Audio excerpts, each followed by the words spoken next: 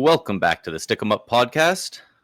Brundi, Auston Matthews has been labeled out for the rest of the season following that knee-on-knee collision with Radko Gudas, for which he has been suspended 5 games, matching the season high that Evgeny Malkin, just got a week and a half ago, for chopping Rasmus Dahlin in the face.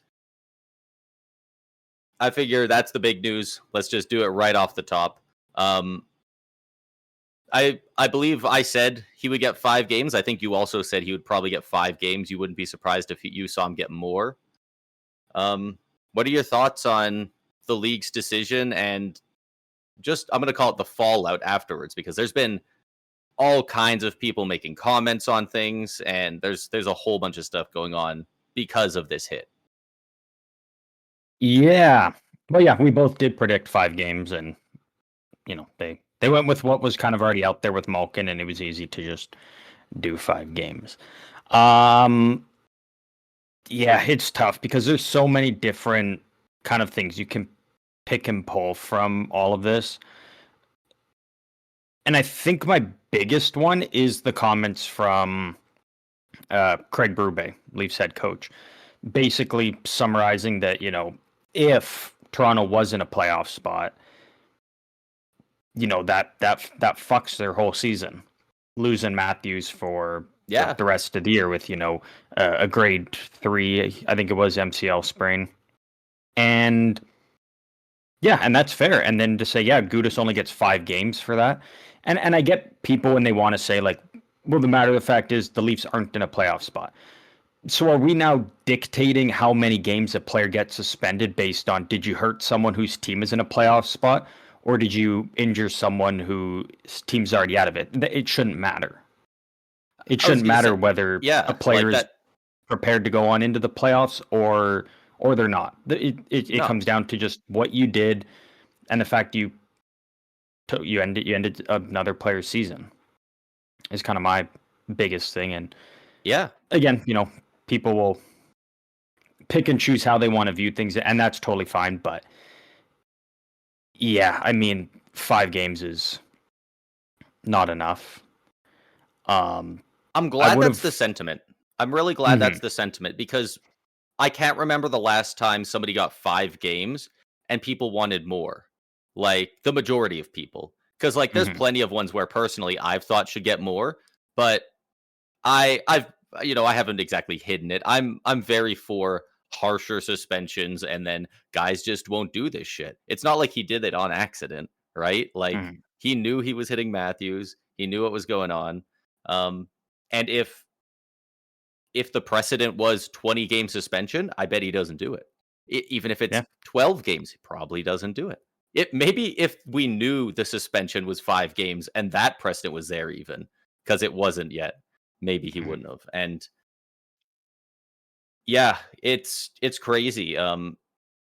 Berube made some really good comments. Matthew's agent was talking about it. Connor called McDavid out the league and the Department of Player Safety. Yeah, McDavid also had some comments on the way that we're always kind of talking about it. Very diplomatic, but he still called out Department of Player Safety. He said it's a hard job. He doesn't envy it, but everyone is saying it wasn't the right call. So maybe we got to find some guys who agree on what the right call is. He put it very well. And the league sounds like it got brought up at the GM meeting too. Apparently there is a league general manager meeting either soon or maybe earlier today. Maybe it's tomorrow. I'm not sure. Elliot Friedman's been talking about it, but apparently it's a big ticket item that they are going to discuss. Don't know what that means. Don't know if that means there's going to be any changes. Maybe it's just going to be brought up, probably by the GM of the Leafs, He's probably feeling pretty screwed. The one thing I will say is the fact that not only the league, but the Department of Player Safety had the opportunity here to do something that we've never seen before and kind of set a new precedent going forward. And that's before we even knew Matthews was done for the season, the Department of Player Safety announced that Radko Gudas will be having a phone hearing, which means if it's a phone hearing, maximum 5 games. Okay. But then beforehand, so once I kind of heard that, I kind of just assumed, okay, they're just going to go 5 games. Yeah. And they'll just match Malkin, and that's exactly what they did. But before the hearing and the suspension was even announced, it came out that Matthews was done for the season. So the league had the opportunity to then review that and be like, okay, you know what? We already kind of plan on giving him 5 games, but now we know Matthews is done for the season. You know, they could One day later, the Leafs hate talking about how bad their guys' injuries are. The fact that it came out less than 24 hours later, they clearly did that scan, that MRI, whatever they did, instantly because they wanted that knowledge to be out there before the dealing. They wanted Department of Player Safety to see, hey, our guy got fucked up. Get him. Fucking drop the hammer. And so the league had the opportunity to then, they could have changed it and said, all right, you know what, now we already kind of thinking around, you know, they could have even said, oh, that 4 or 5 game mark. But now that we know Matthews is done for the season, you could have pivoted and done an in-person hearing, and then you could have given him a longer suspension. And I wish that's what they did. I wish they changed the narrative and kind of put an example out there being like, hey, you know what? If you do something dumb, like what Mikko Rantanen did earlier this year when he ran, is it Coronado from behind? I think it was Coronado. And so he only got the 1 game suspension because it was like back to back. But like Coronado wasn't injured. But they could have set a precedent here being like, Gudas, you're going to get suspended regardless. But now that we know that you took out a player like Auston Matthews, who makes so much money for the league, he's one of the faces of the league. We're going to have to up that. And not even just because it's Matthews, but they had the perfect opportunity here to set a new precedent going forward. Perfect opportunity. They completely whiffed on it and folded now. You've got McDavid calling him out. You've got Matthews' agent going public and calling, the league and the Department of Player Safety out, and that kind of stuff could have been avoided. Yeah, and it was so easy to avoid it all. I am glad to hear that it is noted by Elliot Friedman that there are multiple GMs and higher ups that are going to be at this meeting that all have already said they want to bring it up. So like it's not just the guys out of Toronto. There are other higher up front office guys around the league looking at this going, it's not this time, but next time it could be my guy. And if that's, if you're the guy running the show over in Colorado, if that happens to Nathan MacKinnon, you go from the cup favorite to fodder for the Stars or the Wild in round 1, or whoever. That's exactly it. Yeah, it absolutely. When it's your top player, it can easily derail your season. Any team, and this doesn't protect them at all. If Radko Gudas knew that he was going to get suspended 5 games and that's it, I'm willing to bet he'd do it again. Yeah, absolutely. Maybe not on Matthews. Maybe he waits till it's an interdivision guy. But what if you're a guy like Jacob Trouba and you see it? Trouba's kind of cleaned it up as of late, but he's got a history of throwing some pretty reckless hits and some cheap shots. Say the Ducks are playing Edmonton, what's to stop him from being like, oh, if I got McDavid lined up that I can hurt him, I'll do it. I'll sit my 5 games, and then that could be our first round matchup, and Anaheim walks over Edmonton if they don't have McDavid. Yeah. Right? Like, and that's the thing that the league is put. And again, I'm not saying it's gonna happen, but the league put themselves in a position where it could very realistically become a thing. And I mean, frankly, we're talking about it like it's not already a thing. It's already at least a bit of a thing, and has for a few years. But this year, it's even been getting worse than that. Like, it was like 2 or 3 years ago at this point. I'm pretty sure Marchand was still on the Bruins when he said the quote of like, it's a good strategy to try and injure and hurt the other opponent in the playoffs. And like, people hated him for it. And I mean, it's easy to, but he's also correct. There's like 80% of the guys in the playoffs are like man, it'd be sick if this guy cracked a rib when I hit him. Like, that makes it easier for me to win. So especially when it's something this obvious, this blatant, and that devastating of an injury, like, you got to do something bigger about it. And hopefully we get a little bit of Department of Player Safety taking this a bit more seriously, because it's becoming a narrative. But I mean, we'll see. What history have they given us to have us hold our breath, right? Yeah, it's one of those things of we can only hope and continue to hope, and we'll see what happens. Again, we did predict 5 games, and that's sort of what it ended up being. Again, I would have liked to see it be more. Yeah, but if Gudas getting 5 games here results in some changes in terms of the department, player safety and whatnot, then I'm all for it. Then I love it. I think this is the best suspension ever, if it leads to positive change in the way that the Department of Player Safety handles things. Again, probably not likely, but maybe. No. Maybe. We can only hope. That's all we can do with them. We'll never have high hopes for them in what they do, but we can always hope that one day we'll get the changes that we want to see. That's what we live for. Yeah. We can only hope that eventually Paris will be out, and whoever's next in line will take up the mantle and make the league better. I think is it Ryan Getzlaf, who's already like 1 or 2 tiers below Peros? It's like, I believe it's Ryan Getzlaf, and he's a guy who was never, he played with Corey Perry for a long time. For that but like role. I was gonna say, he had teammates who got injured pretty bad throughout his career. He was never a fucking meathead, the same way a lot of the guys that go up for those positions are. Most of those guys have 1,500 plus penalty minutes, so I would love if Getzlaf would get that position. Yeah, 100%. But we can move on from this topic. Again, very unfortunate for Matthews, very unfortunate for my fantasy team as well, personally.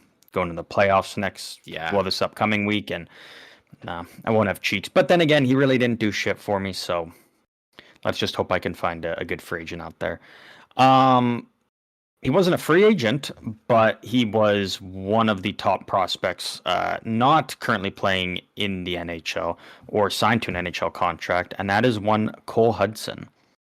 Younger brother of Canadiens defenseman Lane Hudson signed his ELC entry-level contract with the Washington Capitals. They got their John Carlson replacement. I was going to say, they moved out John Carlson and they bring him in, and obviously very different levels in their career, but yeah, he's kind of the replacement, isn't he? Like, Chikrin's probably already running power play 1. This kid might walk onto the team mid-season and just immediately get power play 2. Yep. Like, he looks really good. It's insane that, the Caps seeing what happened with Lane Hudson crazy.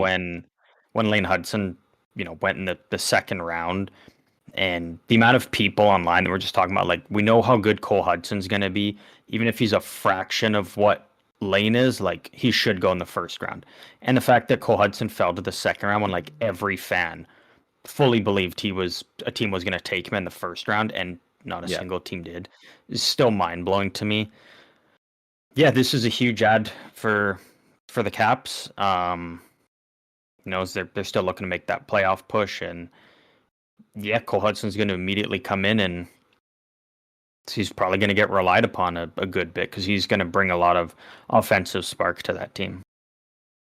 Well, and especially because, we still got 15, 16 games left. I don't think they're bringing him up to healthy scratch him for half of these games and keep a year on the ELC. I think they're going to burn the first year on it right away. Yeah. Oh yeah. And who cares? Let's see what the kid's got. Like, I know most people have kind of already started penciling the Caps out of the playoffs, but we've seen this team be very good in the past season. I wouldn't be incredibly shocked if they went on a bit of a run and squeezed in there. I'll bring up the standings here. Because I don't think they're like, I mean, they're not obviously in a playoff spot now, but I don't think they're too far out. I don't think they're crazy far out. Like probably 5 or 6 points. 6 points back. They have 74. So the Red Wings doable. have 80. And the Red Wings are just continuing to. They're a +9 goal differential as well. The team above them is a -14. The team below them is a -17. Like they're not a bad team. The Senators out of the playoffs they're really at +20. Jeez. Yeah. But yeah, we'll see what Cole Hudson does when he makes his Capitals debut, whenever that may be, and I wish him the best of luck. Let's talk about the LA Kings. Let's talk about him. King Anze Kopitar, 2 goals, I believe, the other day. I think it was 2 goals in the end. His second goal being the goal that he needed to record career point number 1,308, making him the LA Kings all-time points leader. Yeah, passing Marcel Dion. Did you see? You must have watched at least a clip of him scoring the tying and then the go-ahead goal for the record.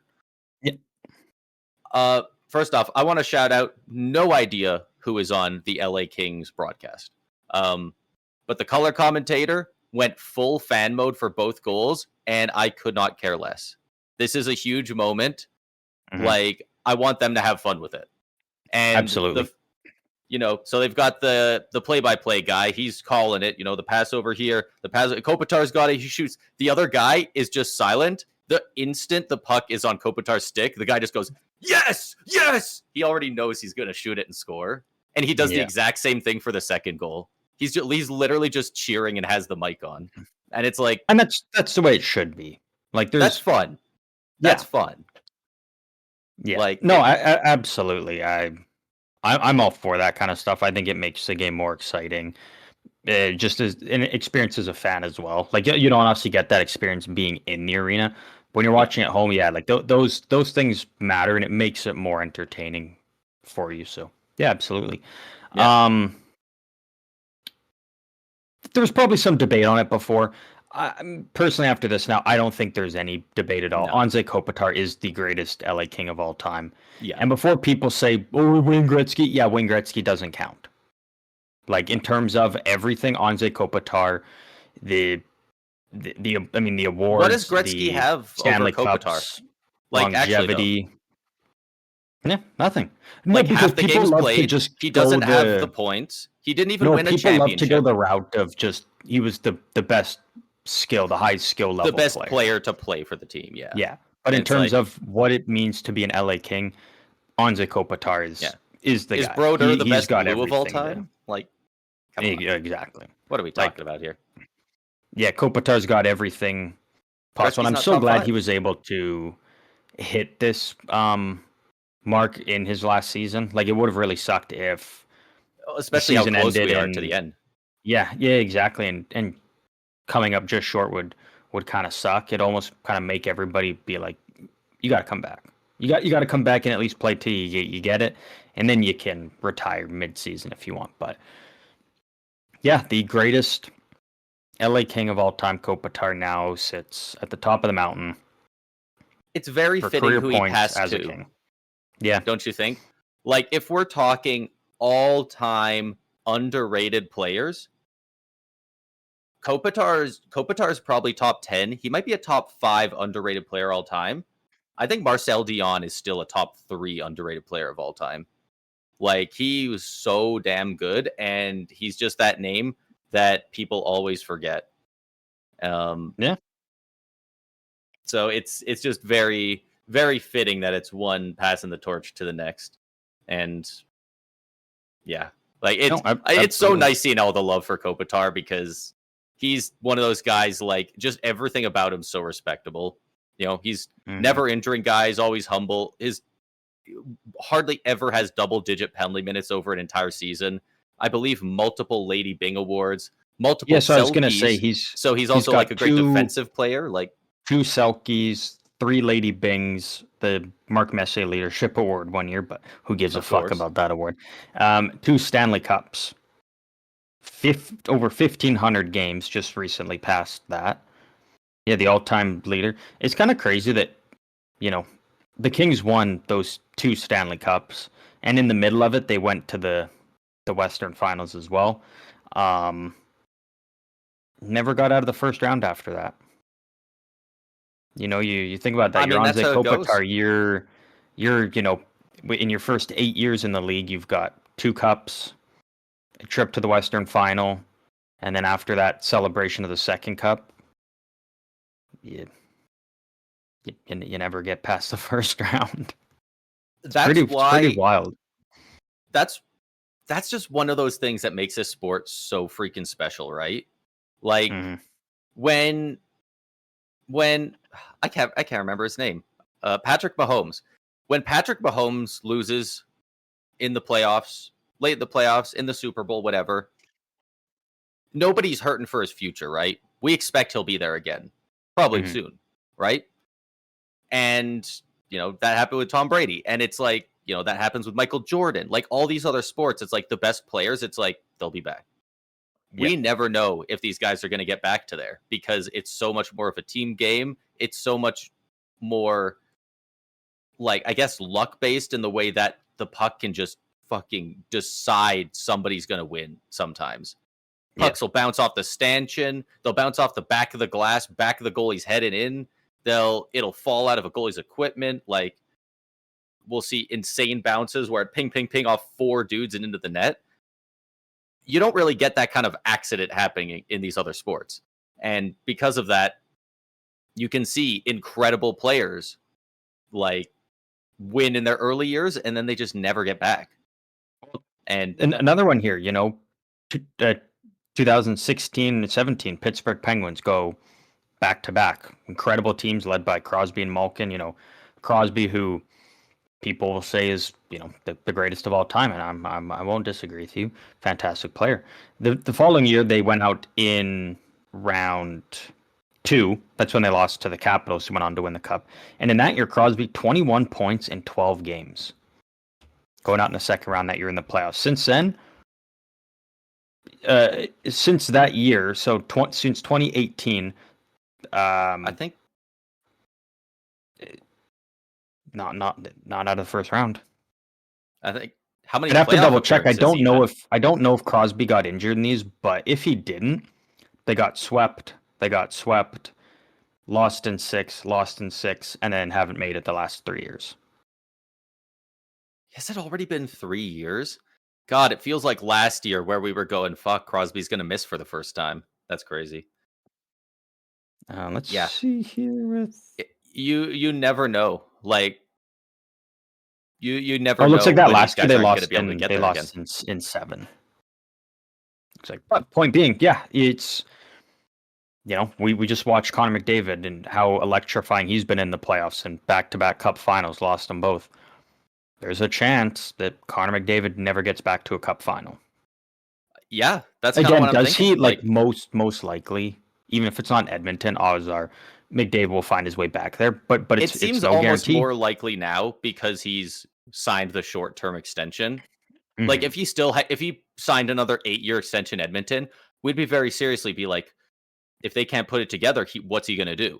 But at least there's a bit of a silver lining of surely he will, like, I hope get out of there. I don't care if Edmonton wins. I know a lot of people don't like Edmonton.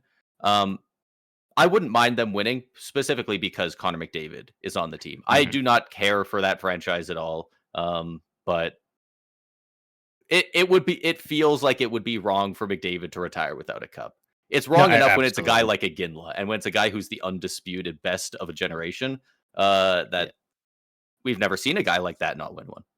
We've never seen a guy at that level. So, congrats to Anze Kopitar again. Greatest king of all time, incredible record. We were talking about the Edmonton Oilers here, though. Yeah. Do you think he gets a statue? Do you think they give him one in LA? I'm not sure if they have any. I think that Dustin Brown has one. outside of I was gonna say I think Brown does. Yeah. Formerly Staples Center, now Crypto Arena. Yeah, I don't see why not. Put him right beside his buddy. But we were talking about the Edmonton Oilers and Connor McDavid. We do got a little bit of Edmonton news here. Connor Ingram was officially named the starting goalie going forward for the Oilers here, per head coach Chris Knobloch. That's bold. I'm gonna be honest. Like I know he's the better of the two goalies, but I don't care if you have Connor McDavid. I don't care that Evan Bouchard's having this great year. I don't care how good Leon Draisaitl is. I have no faith in the Edmonton Oilers in the playoffs. They could go to the Cup final, and I'll gladly say I'm wrong, but I'm also going to be banging the drum when they go out round one. And I say, hey, because the goaltending is just straight ass there. It is not good. Oh, yeah. I don't think anybody is going to give them the GMs the benefit of the doubt at this point if they don't do anything, because people have been very critical about their goaltending for 2 or 3 years, and then they went out and made it worse. And they gave up not even close. Like, and they gave up value to get those worse goalies, and they gave up good defensive players to make it worse in the crease. So, yeah, that's brutal. That's freaking. It almost, and I'm sure it's not the intention behind it, but it's also kind of Chris Knobloch calling out the GM, calling out Bowman, being like, "Hey, you made this move for Tristan Jarry. We're 3 months, removed from that deal, 4 months, and I'm basically come out saying he's our backup. I'm going with the guy that was in the AHL when we traded for Jarry, the guy that we didn't give a chance to yet before trading for Jarry." Oh man! And I mean, is Connor Ingram a starting goalie? In my opinion, like no. Could be a great tandem goalie, but I think if he can get his head right and with the right situation, he could develop into it in 2 years of a very good situation. That's not. But a good situation not in 16 is like games. A Florida, a Tampa, a Colorado, a Minnesota, Dallas, because it's easy to be a good goalie and become a better goalie when a good team is in front of you and you're winning and having fun. Yeah, but you can't grow as a goalie and when you're just getting peppered every night. You're putting up a 700 save percentage and a 15.0 goals against every night. Like and you got the whole arena booing you.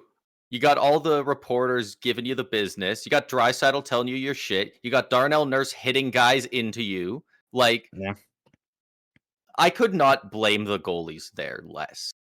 Like, this is all on the GM. And I think everyone knows that. I'm just saying it. Every goalie who signs an extension from now on tells them, hey, I'll sign however many years, whatever. I don't even need a full no movement. I just need a one team no trade clause just to put Edmonton on there. Any goalie that goes there just goes there to their career to basically die. Have they tried getting a guy who's like even a bona fide Tristan Jarry? This was the year where goalies were available. There was multiple goalies out there that they could have went after at the deadline, and they just keep not going after the named before the deadline that they were confident in their guys, and we're a week removed from the deadline, and they're going with Ingram. It's just not a good situation. What are they afraid of, man? What are they afraid of? Trading for John Gibson instead of Tristan Jarry? Like John Gibson went for pennies for what he brings last offseason. Jordan Binnington was available. Mackenzie Blackwood was available last offseason. Last season. The biggest win in Connor McDavid's career came off of, not just with Binnington in net, off the back of Binnington carrying McDavid. Yeah. And they wanted to get rid of him. And the ask was not high enough that they shouldn't. We didn't even really hear rumors. We tried to create rumors. Nothing. Everyone did. No, nothing official. They were never linked to him. It's ridiculous. I mean, we have for years at this point, and we could for probably a few more talk about the Edmonton goaltender situation. But it's just unfortunate, and you feel for McDavid and whatnot. And I really do hate that the goalies get the brunt of the blame. Like they they get all the criticism because I it is also the of team in that on the front of GM. them. Like, well, not only that, but the team in front of them. Like, it's not like the Oilers play good defense, though. It's not like they only keep it to perimeter shots that the goalies are laying. Again, could Ingram be better and could Jarry be better? Absolutely. But it's not like it's Edmonton goes out there and puts up 5 goals and keeps the other team to the perimeter, but they find a way to score 6 from along the boards. Whatnot. It's like that's not the case. Yeah. It's the goalies are getting hung up to dry at times, but yeah, it just makes you wonder how different the team would play with a good, confident goalie in the net, though. Yeah, it's brutal, and I'm trying to think of who the best goalie is that they've brought in over the past few years, and I don't even know. I guess Cam Talbot back, and it's Joseph in the day. Joseph Wool, not Joseph Wool. Who'd they bring in from Toronto?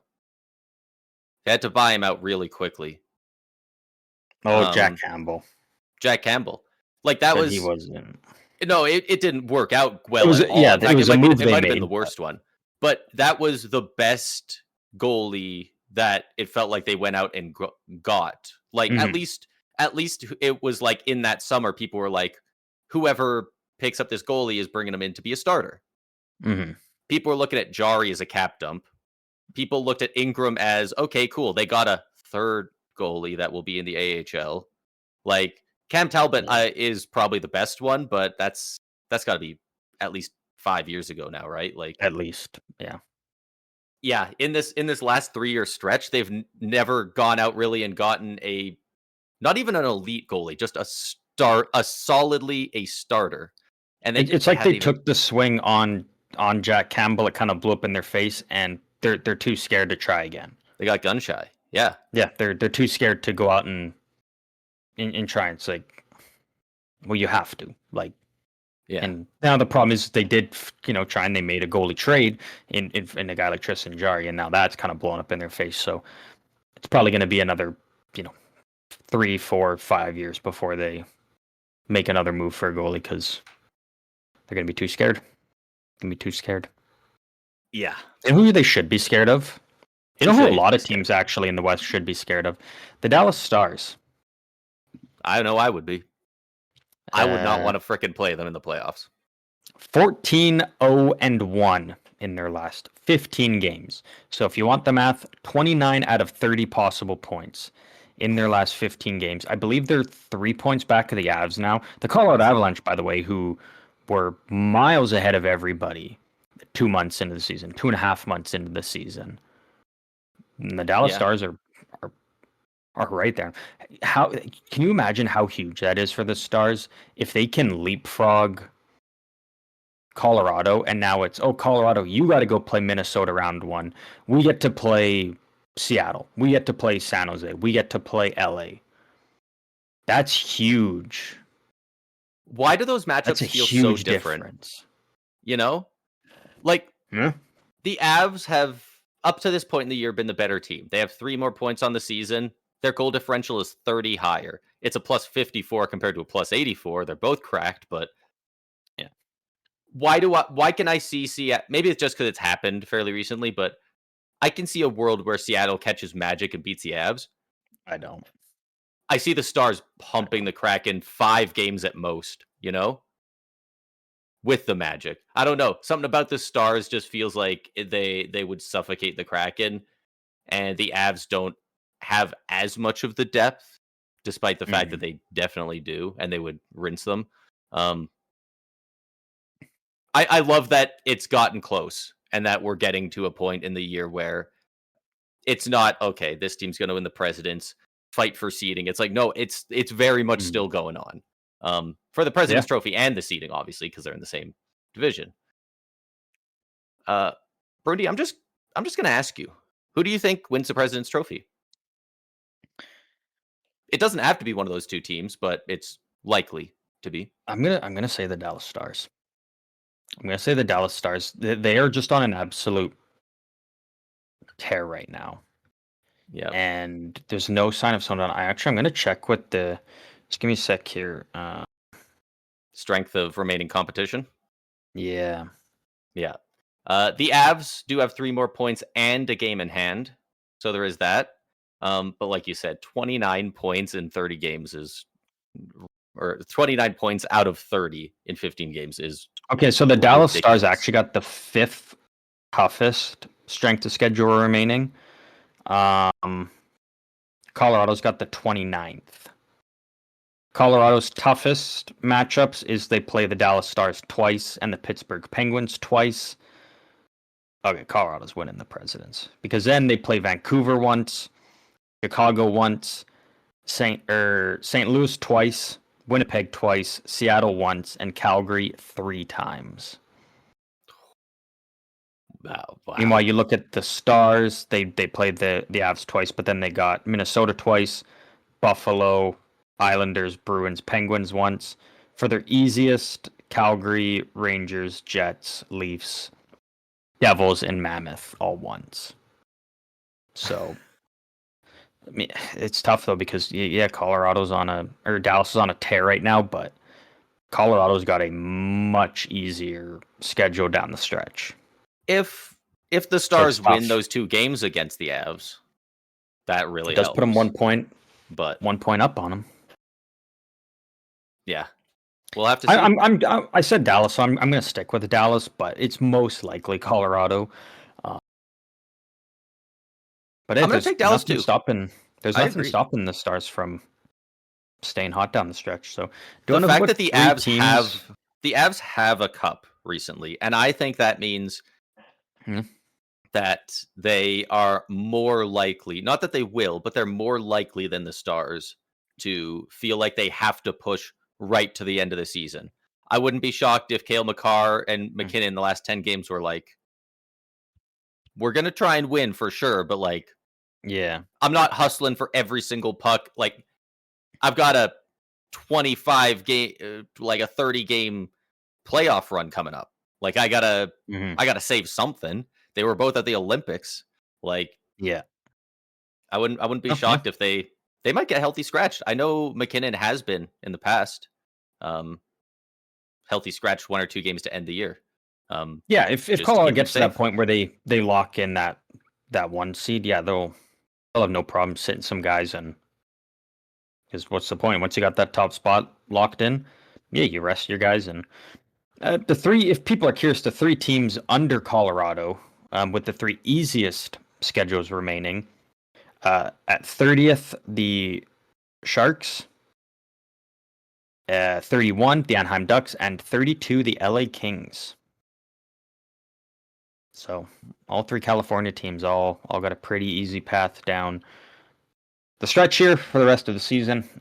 So are they all playing each other then? Looks like Anaheim and the Sharks at least twice. That's it. Makes sense. The LA Kings, the only tough matchup it's got on here is they play Buffalo once. So I don't know exactly who else the LA Kings play. What a world, huh? Apparently they don't view anyone else they're playing as tough opponents. What a world. They got a pretty easy schedule down the stretch, but they do play Buffalo once. So they do play Buffalo. So pencil that in for a loss. Yeah, exactly. Yeah. But that's all the news we got around the league. Again, not much going on. And again, we are recording this on the Sunday, not the Monday as usual. So we do actually miss out on a full a day and a half-ish of news and whatnot. But that is because Braden, you are going on a trip. You're off to Van City, Vancouver. Yep. Got my raincoat the other day because it is supposed to rain almost the entire time we're there. Well, why wouldn't it? That's how it works. Vancouver. When you go somewhere, you want to get the experience. Yeah, exactly. So again, we are recording this on the Sunday, so not a whole lot of news, but we did start something a full week ago now, and we forgot about it at the end of last week, so we're getting around to it now, and that is the YouTube polls. I know, Braden, you've thrown up some different polls across YouTube for the fans and our listeners, our lovely people here, to share their thoughts with us. I haven't even seen what the polls are based around or anything, so I'm going into this completely blind. So however you want to go through this process. So we did a couple of them for some awards, which we'll definitely go over.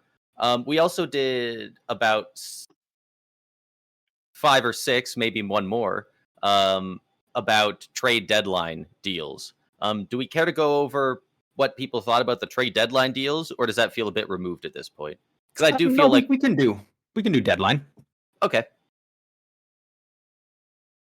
All right. I'll just start with the most current one and just work back. All right. He's doing something. He's cooking. No, you're good. I can still hear the whole time. Okay. I just got to make sure stuff stays plugged in. Fair. And some stuff not plugged in. Yeah. Well, yeah. Don't want to make toast in the bath. Who do you think wins the President's Trophy this season? We just talked about it. I did just talk about it. For all of these, instead of having 3 answers and then the final one being comment your answers, like kind of an other, I've given 4 answers, and then in the question I just put comment any other answers you have. Yeah. For this one, we got the Colorado Avalanche, the Dallas Stars, the Carolina Hurricanes, and the Buffalo Sabres. Brundy, who do you think the people voted for? The people, well, I think they went with Colorado. You would be correct. 63% of people said Colorado. 29% said the Carolina Hurricanes. And then matching 4% for Dallas Stars and Buffalo Sabres. So the people who picked Carolina, basically, it's either you're just diehard Hurricanes fans, which, yeah, I mean, fair enough, but or it's most likely people just believe that there's no way Dallas is taking over Colorado. Yeah, I think it's probably a lot of Dallas people isn't going to surpass them. Then it's got to easier. be. Yeah, but these is it though? It's hard to say. It depends what you want to classify as easier because teams.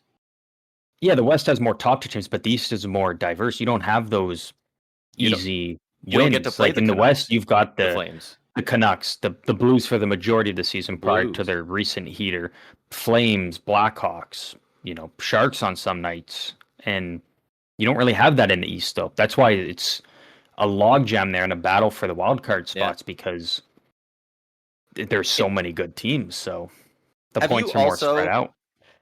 Have you also had that thing where it's taking some getting used to not including the Ducks or the Sharks when you're talking about the bottom feeders? Because I still kind of include the Sharks a bit because realistically, yes, they are in a wild card spot, but you also look they're 23rd in the league. They'd have a minus. What is it? Minus 26. They're a week 25. Away from dropping down into the bottom 6 or 7 of the league. Yeah. I should have just said 6, but yeah, I don't include Anaheim though, because Anaheim's kind of a bit of a wagon again. Real deal.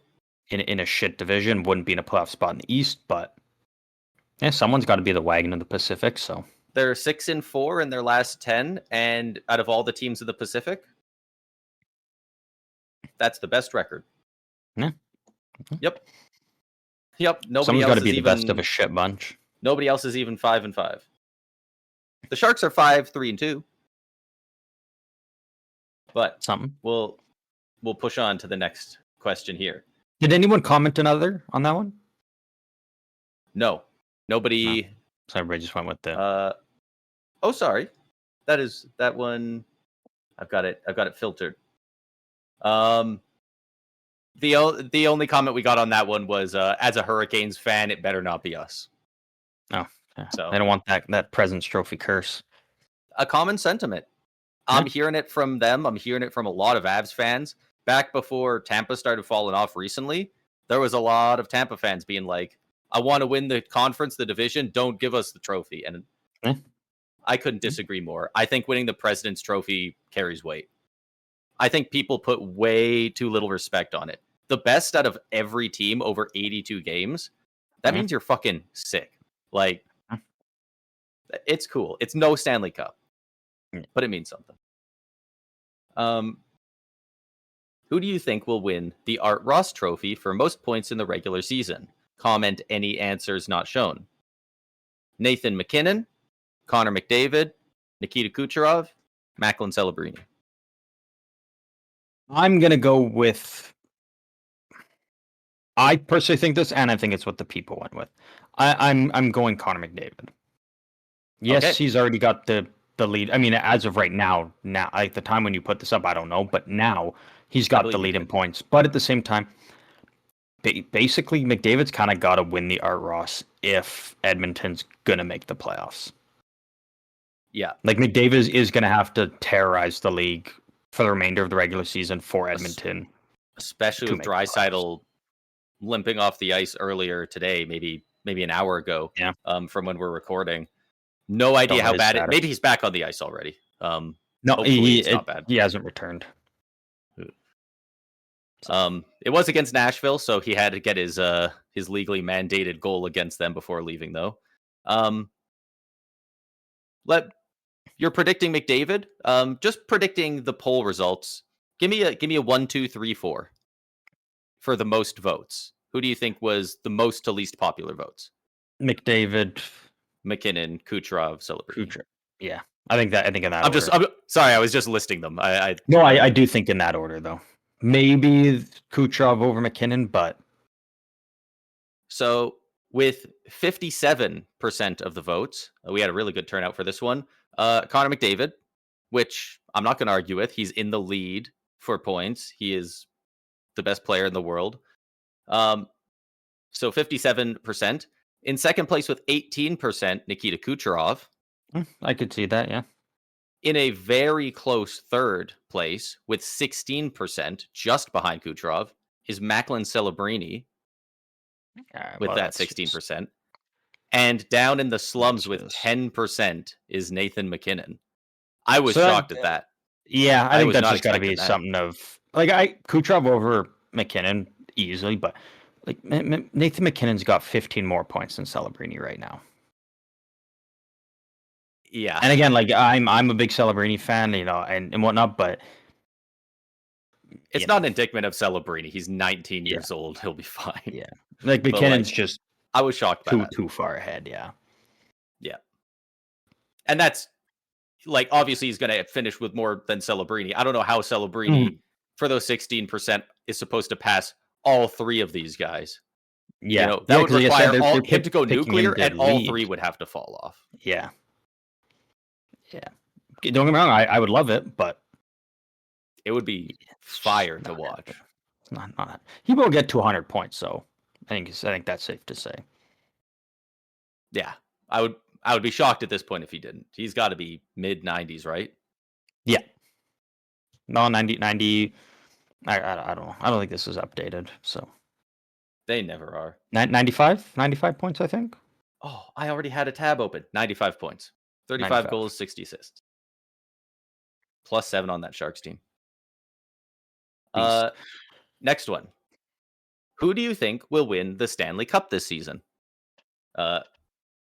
I wasn't totally sure which teams to put on there because, I went with a lot of points-based stuff for the President's Trophy, but this one's a bit different, but I really wasn't sure who to put. But I ended up going with the Colorado Avalanche, the Tampa Bay Lightning, the Dallas Stars, and the Buffalo Sabres.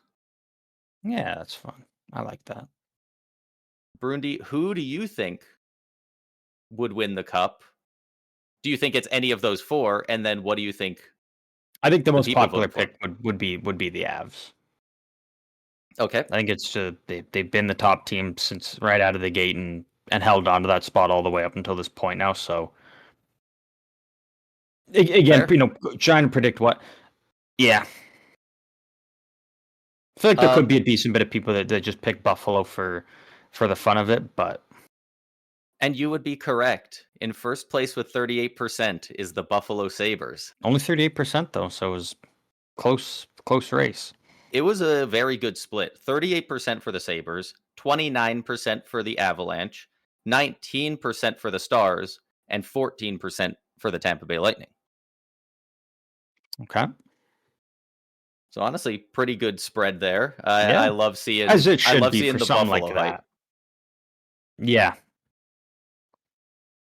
It is nice to see that people are clearly thinking about these when they're looking at it.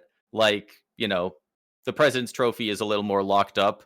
so it's a little more skewed towards the Avs. That one is anything can happen in the playoffs, so it's more evened out. Yeah. The next one we got here. Who do you think deserves to win the Norris Trophy as the best defenseman in the regular season?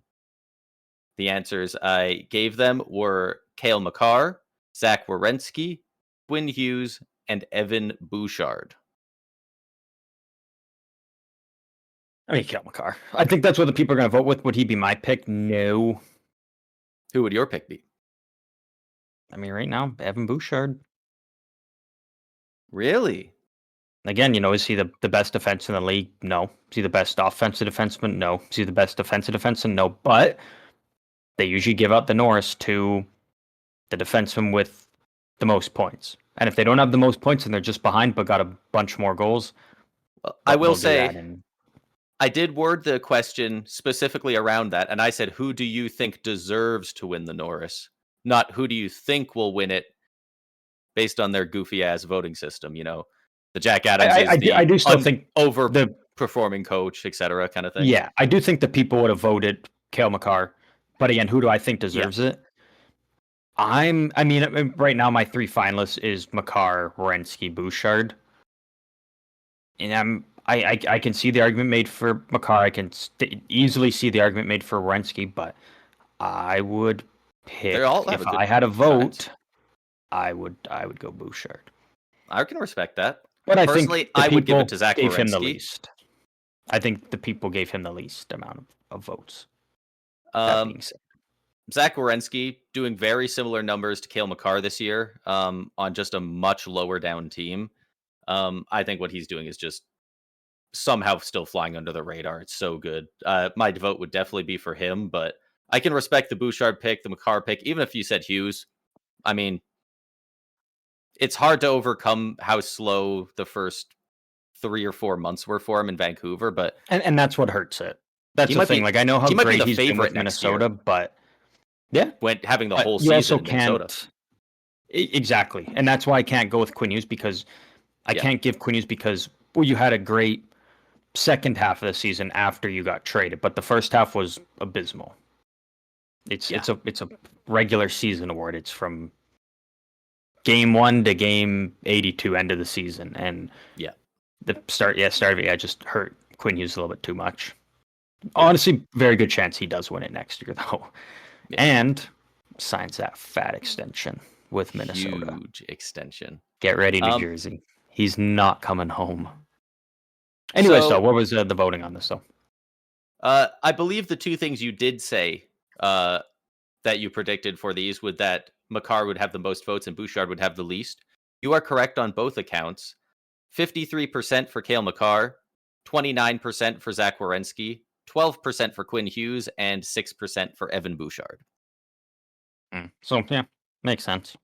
So bit more of a 2-horse race there between Makar and Werenski. Fairly sizable lead for Makar on that one. I do like that Werenski got more votes than Quinn Hughes, at least, though. Yeah.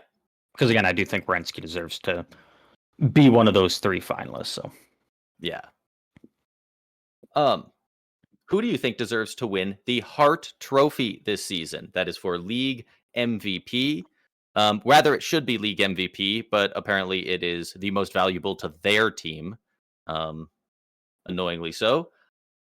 4 familiar names on this one. I wasn't sure if I could get a curveball in there somewhere, but at the end of the day, it felt like it would be goofy not to give out the names. Connor McDavid, Nathan MacKinnon, Nikita Kucherov, Macklin Celebrini.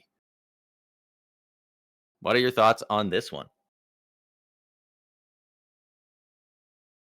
And again, this is one of those tough ones because you try to think of who you would go with, but then you also got to try to think of how do you view the Hart Trophy, how it should be given out, and how do other people? Because again, there's the debate of just the best player in the league MVP, and then the people that think it should be given to the most valuable player to their team, right? And so it probably... They need to reword it and make it just the best player in the league.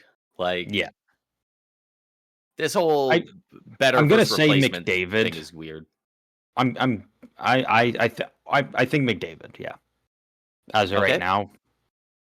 McDavid has 29% of the votes, tied with Nikita Kucherov, who also has 29%. They are both ahead of Nathan MacKinnon, who has 0% of the votes. And in first place with 43%, Macklin Celebrini. Yeah, so it's one of those ones of, is he the best player in the league? No, but is he viewed as kind of the most valuable to his team? Yeah, so. Yeah, which is interesting to me because I don't even think that works in Celebrini's favor as much as people should think this year. I get the argument because they would be bad without him, right? The Lightning are only 5-6 points in the playoffs. Like they're only like 6 points in. You're telling me Kucherov hasn't won him more than 3 games? They would be way out of the playoffs without him. The Oilers are like 4 points in the playoffs. Without McDavid, they wouldn't be anywhere near it either. I guess you can argue the Sharks would fall further without Celebrini than the other two, but the line is kind of always the playoffs for these conversations, and all 3 teams are thoroughly not in contention without their top guy. Yeah. And I think that reflects in the voting with Nathan MacKinnon having 0. Because I think the Avs are the only team who even have a chance here to still be in the playoffs without that top guy. I don't know if they do it, but I think it's possible. I don't even know if it's possible for the other squads. No, 100%. But seeing Macklin Celebrini on there leading that is still pretty fun. Are those are all of the award ones that we've done recently? Do we want to do some of the trade ones? Yeah, how many of them do we got? We'll just kind of speed them up through this one a little bit, though. I was going to say, we can definitely go quicker because we've already broken down the trades individually, and we've also given our personal thoughts on them. So we can really just go over the people's responses. The New York Islanders getting Braden Shen from the St. Louis Blues in exchange for Drouin, a 2026 first rounder, that's the Avs first, a 2026 third rounder, that's New Jersey's, and goalie prospect Marcus Gidloff. Who won this trade? Yeah. The people, for these ones, I feel like we've said how we feel. Do you just want to guess what the people said for each one? Yeah, I'm just going to guess what the people said. I like that. And then I'll just throw up my thing. I think the people are going to say St. Louis one. I think fair deal. You got your pulse. You got your finger on the pulse of the people.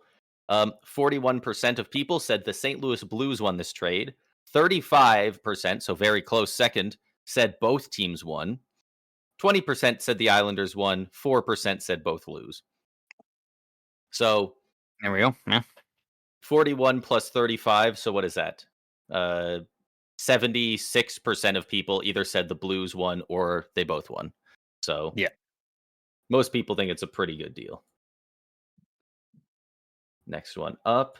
The Seattle Kraken acquiring Bobby McMann from the Toronto Maple Leafs in exchange for a 2027 second rounder and a 2026 fourth rounder.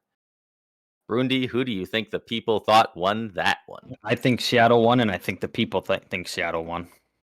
The people do know that Seattle won that one. 88% of people said the Kraken won.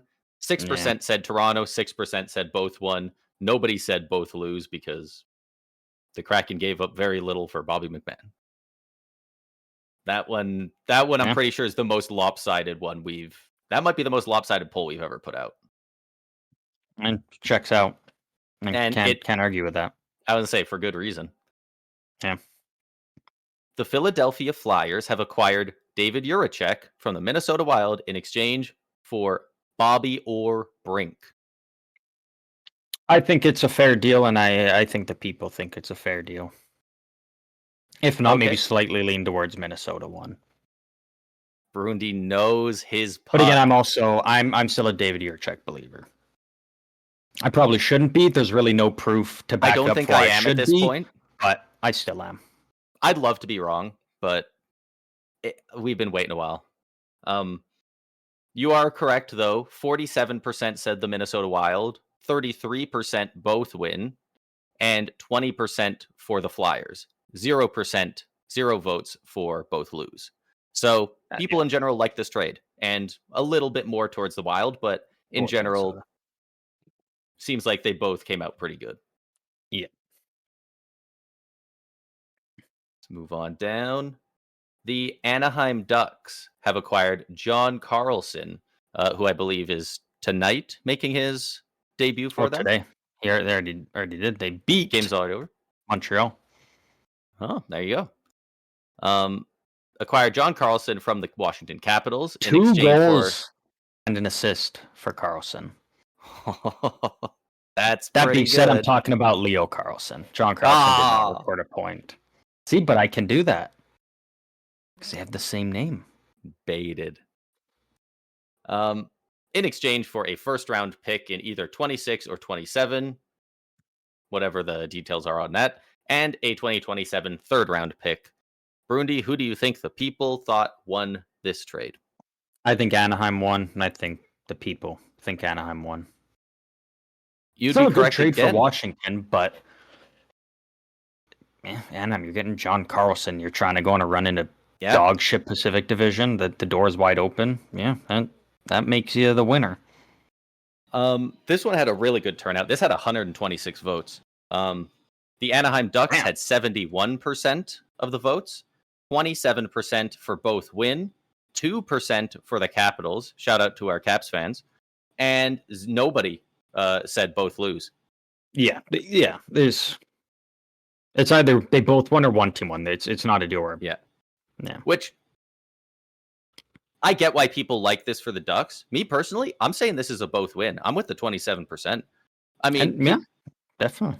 They're going to miss the playoffs. He's an old, aging guy. They even brought in a young guy we talked about earlier to fill in that spot in Cole Hudson. And they got a first and a third. That is very true. Yeah. And John Carlson, one of the guys I've heard the most about having real potential to sign back with his old team in the offseason. Hearing a lot more about that than you do for most guys.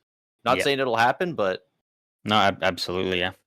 It'd be one of the less shocking times for that to happen. Definitely a possibility. But I do love it for the Ducks as well. It's a great buy. I like it for both. Yeah. The Tampa Bay Lightning have acquired Corey Perry from the LA Kings in exchange for a 2028 second-round pick. That's a win for Tampa. Both me and the people, I'm assuming, would think that.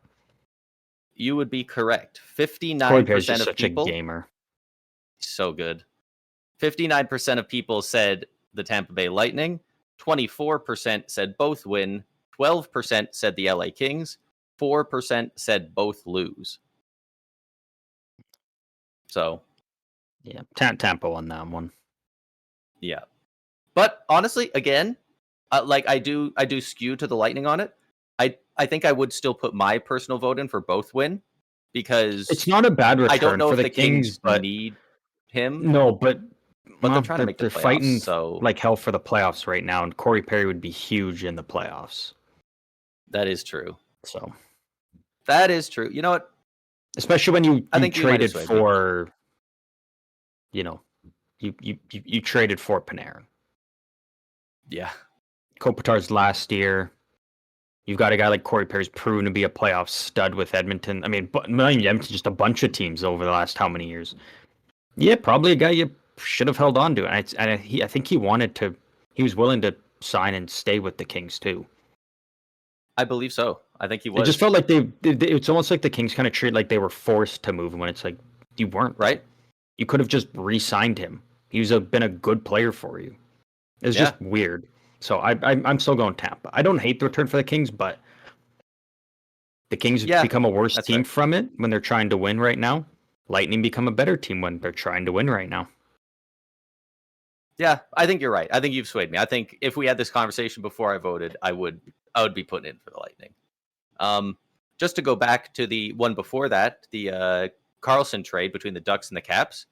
Like I said, only 2% voted for the Washington Capitals. However, we did get a comment where somebody said, well, it is a 3-month rental, so unless Anaheim wins the cup, it's a win for Washington.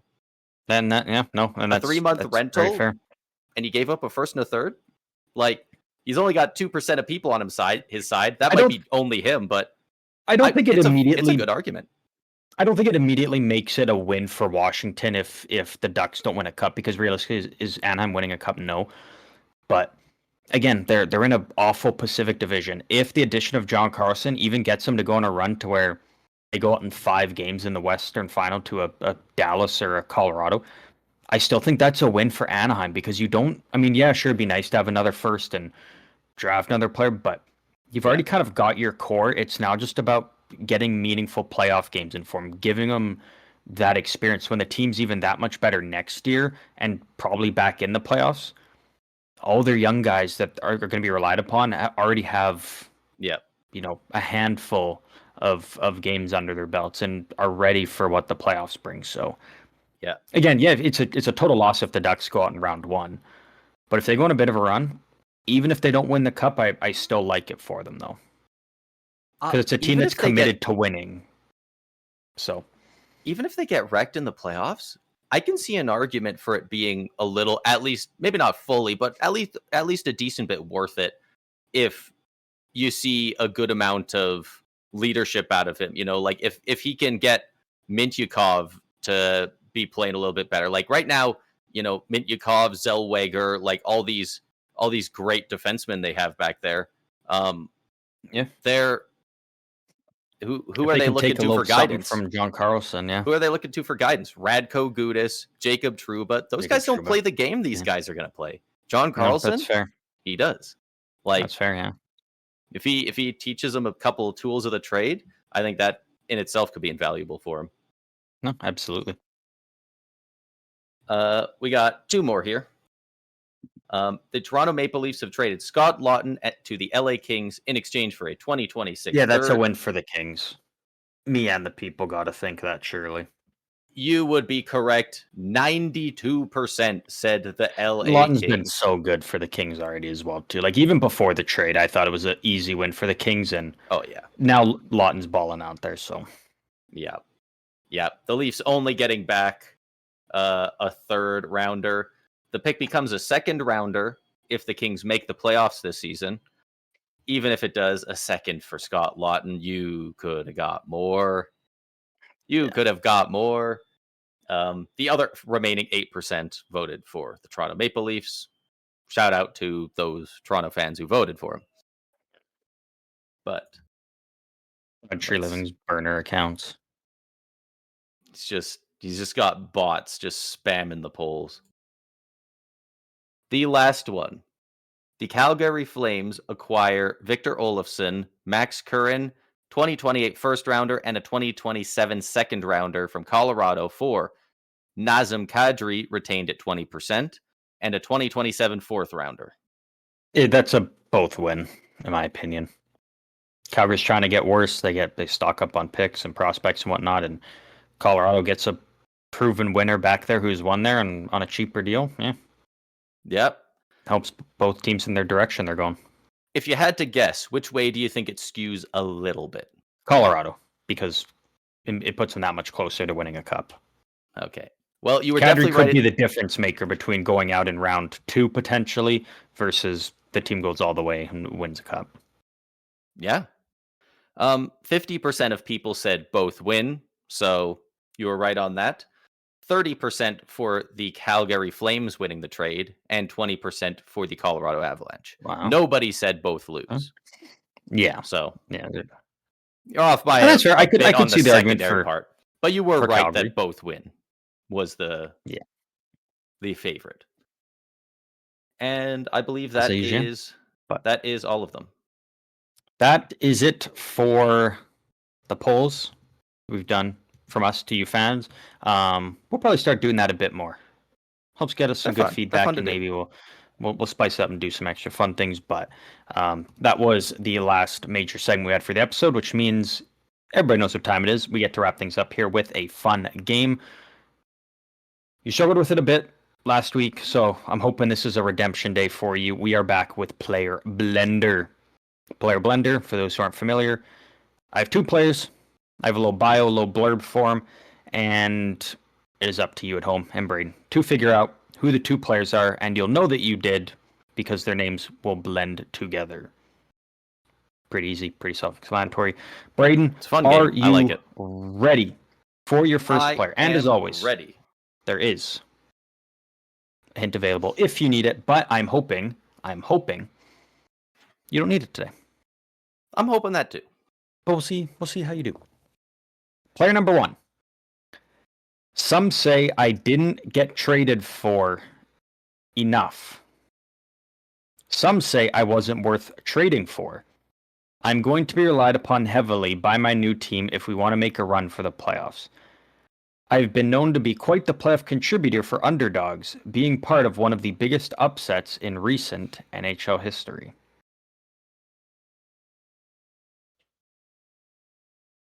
And that is player number 1. Can you just quickly go over the entire thing one more time?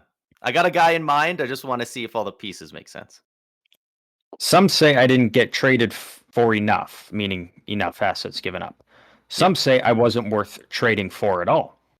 I'm going to be relied upon heavily by my new team if we want to make a run for the playoffs. I've been known to be quite the playoff contributor for underdogs, being part of one of the biggest upsets in recent NHL history.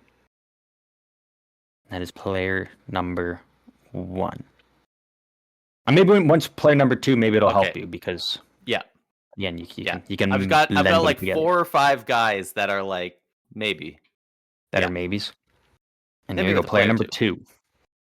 I'm widely considered as one of the most loyal players in the league, sticking with my team since I was drafted back in 2011. Despite many, many tough years, things have turned the corner for us over the past couple of seasons. I will always be remembered for my one insane season, one that I will probably never duplicate again. All right.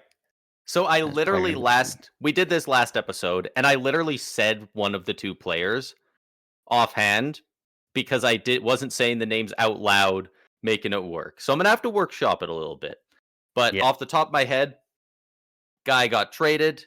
He was part of a big underdog run. So right away that makes me think of the Blues. Who does not think of the Blues recently when thinking about an underdog run? We don't know if it's that, but I'm thinking maybe that. So I'm thinking maybe Shen. I wanted to say Binnington, but he didn't get freaking moved. I am also thinking Artemi Panarin, just because the team's going to rely on him heavily, but I don't know if he was really ever on an underdog run. I was thinking Nazem Kadri as well. Don't really know if he ever went on an underdog run. I guess back with Toronto in the playoffs, but I don't know if they really made a run. They just made the playoffs. I will say it is worth noting, not this player's been on a playoff run, just the part of the I've been known to be quite the playoff contributor for underdogs, being part of one of the biggest upsets in recent NHL history. So it doesn't necessarily mean a contributor for an underdog and part of one big upset. Okay. Yeah. Doesn't necessarily mean, that the team went on to the cup final or anything, though. Just so you don't get confused there. So I've already said him, part of that 2019 Columbus Blue Jackets team. Artemi Panarin, Nugent Hopkins. Yeah, you got it. Yes. Yeah, you got it. That was it right there. Yeah. Artemi Panarin, Ryan Nugent Hopkins. Close enough. Yeah. You actually made it flow pretty well there. Yeah, that was... I was thinking through it in my head. That was it. As soon as you said 2011 draft, that was a big hint for player 2 because not a ton of big... That's like kind of notoriously a draft that doesn't have as many super high profile guys. Yeah. Nuge obviously has been there since drafted by Edmonton that year, so he's one of the few guys from that draft that's been there the whole time. And then once you mentioned the one very difficult to replicate season, obviously notorious 100 point guy, Ryan Nugent Hopkins. So no, you smashed that one for one that a game that you've done either really well with the game or struggled. There really hasn't been much of a in between. This is again going to go in the tier of one that you smashed. You didn't have to even. There was no debating from no talking through player 2. You just as soon as you clocked in who player 1 was, I was you had already it locked in. pretty sure on that, and even when I started talking through, I already had Panarin as my main candidate because I knew Panarin, Nugent, Hopkins would work. But I needed to talk through it a bit to be sure about Panarin. Once you assured me it wasn't the run, it was just he was a contributor on a playoff team, the Rangers, or I guess contributor for an underdog, which would be most of the teams he's been on, and then part of course, that 2019 Columbus over Tampa series. Which I'm apparently the least salty Lightning fan in existence about. But because it was all part of the bigger plan for him. They were just playing the long game. People need to understand that. They were just playing the long game. The back-to-back cups makes me so not care about that. I can't believe how many Lightning fans are still choked about it. Nice. Also, I look back on that season super fondly because that was the first year I very actively kept up game to game with the team, and we went fucking nuclear in the regular season. So I was like, damn, is this what hockey is? Spoiler, it's not, but it's still pretty great. But yeah, that was Player Blender. Hope you enjoyed. Let us know. That was a good one. Anywhere on how you did, and if you found that one easy, and if maybe if you want me to make it harder next time, I can definitely do that. I think I've proven that I can make this game very difficult sometimes. Well, so we started with stuff like Scott, Steven, Stamkos, and now we're at Artemi, Panarin, Nugent, Hopkins. It's basically just last name ends in an N, and the next one starts with it. So I've got another one. It worked. We got it. In the works. So it's fucking dreadful how tough it is. And trying to come up with bios to make it so it's even somewhat doable, because it is it's a lot. It's coming though. This is the kind of game we could do an entire YouTube video on. We could just do like 6, 7 of them or something like that. Whole bunch of them. Yeah, just love it. But that is it for this episode. Unfortunately, we are at the tail end here again. We are recording this on the Sunday, March 15th. It will be out regularly on Tuesday, the 17th. So if anything crazy happens on Monday, we didn't cover it. But we will cover it in the next episode, which will be out most likely Sunday next week, as Braden will not be back until Saturday. And we're not even going to worry about... I'm just going to let you relax when you get back home and get all the jitters out from watching Tampa probably win 20-0 against Vancouver. So most likely Sunday next week will be our next episode. But that is it for this episode. As always, we hope you all enjoy. If you want to talk hockey, let us know your thoughts on anything. You can do so through any of our socials. They're all down below in the links, or over on YouTube as well. Braden, you're leaving within the next 12 hours or so, give or take, ish. Yeah, something like that, actually. Probably around there. So 13 hours, yeah. Before you get out of here, before I ask you the usual question, happy belated birthday. I didn't get to mention it. Totally forgot about it in the last episode, as we recorded the day before your birthday. But both you and your wife share the same birthday. We do. Always get to celebrate together. Pretty cool. You also get to celebrate your anniversary together. It's pretty cool. You get to celebrate everything together. You 2 peas in a pod. But you guys are going to have a fun trip. Can't wait to hear all about it. Can't wait to see all the pictures. But for this episode, to wrap things up, as always, final thoughts. Final thoughts. Congrats to Anze Kopitar, the undisputed greatest LA King in history. We'll probably name the episode after him, right? Oh, yeah. Yeah, well, why not? I don't want to name it after Radko or Auston Matthews. So Radko Jesus. That's a stretch. That'll just look like That'll look like word vomit. Yeah, Department of Player Safety, get your shit together, and be watching out on the socials for when I share a picture of me at the Costco that is, I believe, 75 feet from the entrance to Rogers Arena, eating a big old glizzy before the Bolts. Isn't it underneath? It's underneath the arena? there's basically like a road that goes above, and then underneath there's like another road, like it's a bridge kind of like over top of like almost like a freeway. And then on one side, there's the entrance to the arena, crosswalk right there. You have to recreate. It's one of the Costco's that has the food section completely separated from the rest of the Costco because they know how many people go there before the game. It's just a sick setup. I can't wait. You got to recreate the Costco guy videos then. You have to. You have to. Dude, think of the numbers that'll pull for us. Huge number. We're Costco guys. Of course we eat 3 glizzies before watching the Canucks get blown the fuck out. Yeah, see, there you go. Do that. Do that. That's all I ask of you. No, but seriously, I hope you do have fun. But that is it for this episode. One fun on time. Hope you all enjoyed. And as always, we will see all of you lovely people out on the ice later this week.